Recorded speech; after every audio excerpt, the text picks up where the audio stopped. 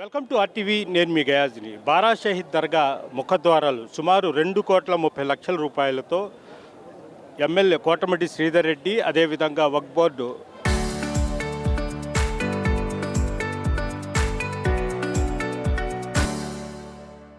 అధ్యక్షులు అజీజ్ ఆధ్వర్యంలో ఏర్పాటు చేయడం జరిగింది. మనము విజువల్స్ రూపంలో చూస్తున్నాము. అంటే దర్గా రెండు వైపులా ముఖద్వారాలు కొన్ని సంవత్సరాల నుంచి వీటి కోసం పోరాటం చేస్తున్నారు. అయితే దీని మీద మాట్లాడేందుకు వక్ఫ్ బోర్డ్ చైర్మన్ అబ్దుల్ అజీజ్ కూడా ఉన్నారా? ఆయనతో మాట్లాడు. సార్ చెప్పండి, అసలు ఇంతకు ముందు కూడా చాలా సంవత్సరాల నుంచి పోరాటం చేస్తున్న ఎట్టికేలకు ఇది సంయుక్తంగా మీరిద్దరు కలిసి చేశారు. ఇంకా ఏమేమి చేయాల్సి ఉంది? అందరికి నమస్కారం అండి. ఈ బారా షహీద్ దర్గా అనేది ఒక సెక్యులర్ పండగ, మెయిన్గా రొట్టెల పండగ జరుగుతుంది ఇక్కడ. మరి దానికి సంబంధించిన కొన్ని ఎమ్యూనిటీస్ అవసరము. ఎమ్యూనిటీస్ పండగ పూట మాత్రమే, కానీ దీన్ని ఒక సర్క్యూట్ టూరిజం చేయాలనేది ఒక ఆలోచన ముఖ్యమంత్రి నారా చంద్రబాబు నాయుడు గారిది. అందులో భాగంగానే టూరిజం చేసేటప్పుడు మనుషులు వచ్చినప్పుడు వావ్ బాగుంది అని ఒక మనసుకి అనిపించాలి. దైవశక్తి, దైవబలం ఒకటి, దాన్ని మేము మాట్లాడలే. జనరల్గా ఇన్ఫ్రాస్ట్రక్చర్ ఇవన్నీ ఉండాలి కాబట్టి ఈ ముఖద్వారాలు కానీ అవసరమని ఆ రోజుల్లోనే అనుకున్నాము. ఈరోజు శ్రీధర్ రెడ్డి గారు దాన్ని కంప్లీట్ చేయడం ఎంతో సంతోషం. మంత్రి నారాయణ గారు మాకు ఎంతో సహకరించారు ఈ యొక్క బారా షహీద్ దర్గా అభివృద్ధిలో. ఇంకా కానీ చేయాల్సి ఉంది. ఒక మసీద్ కట్టబోతున్నాం ఇక్కడ. అలాగనే ఈ రొట్టెల పండగ అప్పుడు ప్రజలందరూ ఎక్కువ వచ్చినప్పుడు వర్షాలు వచ్చే పరిస్థితులు ఉంటాయి. కొన్నిసార్లు ఆ సీజన్ వచ్చినప్పుడు చాలా ఇబ్బంది జరుగుతుంది. దానికోసం కంప్లీట్ స్లాబ్తో G+1 తయారు చేస్తున్నాం. మొత్తం 18-19 కోట్ల రూపాయలు అవుతుంది. అది ఫేజ్ 1 ఈ వారంలో టెండర్ పిలుస్తున్నారు.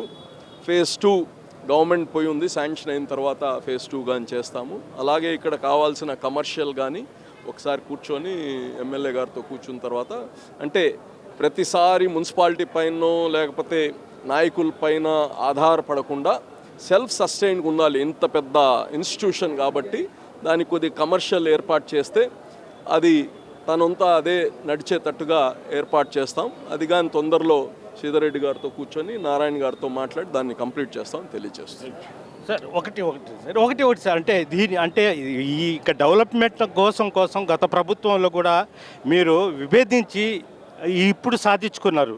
దీనికోసమే మీరు పార్టీ నుంచి కూడా అప్పట్లో వైఎస్ఆర్సీపీ నుంచి కూడా వీడారు. మీరు ఎలా ఇప్పుడు ఫీల్ అవుతున్నారు ఇది చూసి? నెల్లూరు రూరల్ నియోజకవర్గంలో అనేక రకాల సమస్యలు, ఆ సమస్యలన్నిటి మీద ఆనాటి ముఖ్యమంత్రి చుట్టూ తిరిగి విసిగి వేసారి విభేదించాం. ఆనాటి ముఖ్యమంత్రి గత వైఎస్ఆర్ కాంగ్రెస్ పార్టీ ప్రభుత్వం అధికారంలో ఉన్న వేళ 16 నెలల ముందే అధికారాన్ని వదులుకొని ఆ యొక్క సమస్యల మీద పోరాడుతూ వచ్చాం.